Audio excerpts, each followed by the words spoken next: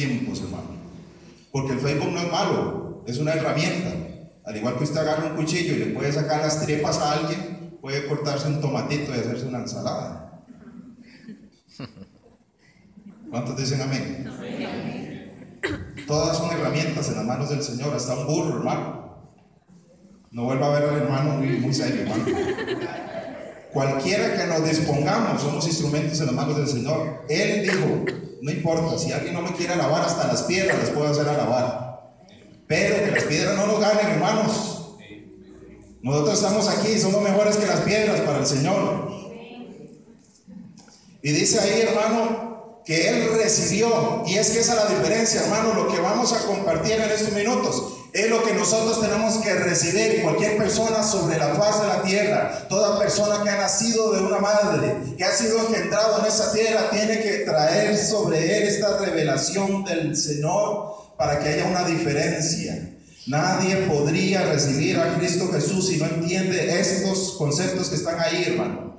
Lo primero que recibió el apóstol Pablo, hermano, no fue una información solamente histórica. No solamente fue una información de que existió un Jesús a que él perseguía, con cartas que le daban poder a él para, en su momento cuando era Saulo de Tarso, tenía el poder con cartas por medio de las autoridades religiosas de ese tiempo de mandar y sacar de un lugar como esto a los cristianos del pelo. Imagínense, hermano, que estuviera Pablo y no se hubiera convertido también en ese tiempo tremendo, ese Saulo de Tarso. Si no se hubiera convertido, hermano, hubiera arrasado con la iglesia, porque él tenía ese carácter de empuje. Pero aquí dice, hermano, que él recibió, y lo primero que recibió es que Cristo murió. Y esto, hermano, mucha gente lo sabe. Mucha gente lo entiende. Históricamente, intelectualmente, pero no muchos lo digieren en su espíritu. ¿Qué significa que Cristo haya muerto? ¿Por qué Jesús tuvo que morir? No solamente saber que Jesús murió, sino, pero ¿para qué? ¿Con qué propósito? ¿Por qué Jesús tuvo que morir? Hay mucha gente que todavía hoy, en el año 2019, se pregunta ¿por qué Jesús tuvo que morir? Y hermano, esto es lo que tiene que venir a nosotros, y ahí nos trae la respuesta a la palabra. Aquí no predicamos otra cosa que no sea la palabra. Dice que murió por nuestros pecados. Eso lo recibió Pablo, hermano, pero suena muy sencillo. Pero déjeme decirle que eso es muy profundo, que todavía mucha gente hoy no lo entiende. Si lo entendiera, estuviera aquí de rodillas delante del Señor, donde se predica la palabra, en un lugar como esto, que se abre la puerta para predicar la palabra, estuvieran muchos a sus pies si entendieran que en este momento Cristo murió por los pecados. Y hermano, dice que conforme a las Escrituras. Cuando dice que conforme a las Escrituras, nos habla de un plan. Cuando dice que conforme a las Escrituras, nos habla de que no fue casualidad. Nos habla de que no fue porque pasó nada más, sino que hay un plan maestro detrás de todo esto. Dice la Biblia que Jesucristo es el Cordero de Dios. Así fue presentado en la tierra, fue presentado como el Cordero de Dios. Yo no sé si Juan el Bautista estaba esperando que apareciera Jesús para ver qué le decía, pero lo que él le dijo cuando lo vio: he aquí el Cordero de Dios que quita el pecado del mundo. Gracias a Dios que es el pecado y no al pecador, porque si no nos hubiéramos ido todos. Gracias a Dios que es el pecado, hermano. Y dice ahí que conforme a las Escrituras, hermano, eso habla de que Dios estableció esto con la palabra. Y dice que ese cordero fue inmolado. ¿Pero cuándo? Antes de la fundación del mundo. Así lo dice la palabra, hermano. ¿Eso qué significa? Hermano, eso significa que no importa lo que usted haya hecho en esta vida, ya Cristo lo amó. Porque ya se dio antes de que usted naciera, antes de que yo naciera, antes que existiera el primer ser humano sobre esta tierra. Ya Dios había dado una ofrenda de propiciación por nosotros, de rescate, de redención por nosotros, la sangre de su Hijo Jesucristo. La preciosa sangre, no como oro y plata, dice la Biblia, que son corruptibles, El oro y la plata puede hacer que alguien venda a la mamá. Y usted lo sabe. El oro y la plata puede hacer que una persona que iba bien de un pronto a otro agarre un camino que no era el correcto.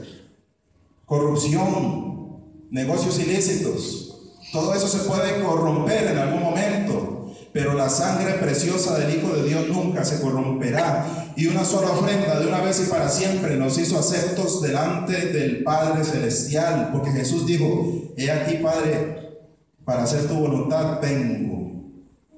En Getsemaní le costó a Jesús, hermano.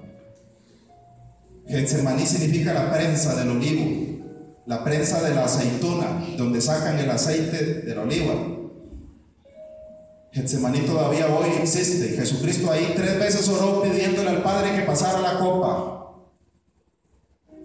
Y era tanto la angustia que sentía Jesús que sus gotas de sudor fueron tan grandes que parecían sangre también al mismo tiempo. Grandes gotas como de sangre, dice la Biblia. Y él estaba negociando con el Padre: Padre, si fuera posible, qué difícil que está esto, porque él también estaba pensando en que se tenía que cumplir la palabra, que él iba a ser molido por nosotros. ¿Y qué es molido, hermano? ¿Usted ha comprado carne molida? Yo sé que sí, todo el mundo.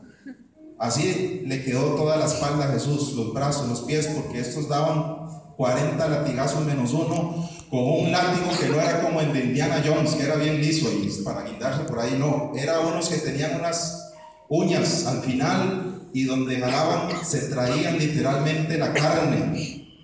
A Jesús le arrancaron la barba, a Jesús se le burlaban y le decían: ay, profeta, disculpe, le vamos a poner aquí una venda, y le daban y decían: profetiza, a ver quién fue el que te pegó. ¿Usted no cree que Jesús podía hacer así en el aire y arrancarle los dientes a cualquiera ahí en ese momento? Pero él se aguantó por nosotros, hermano. ¿Usted cree que fueron los clavos los que sostuvieron a Jesús ahí en la cruz?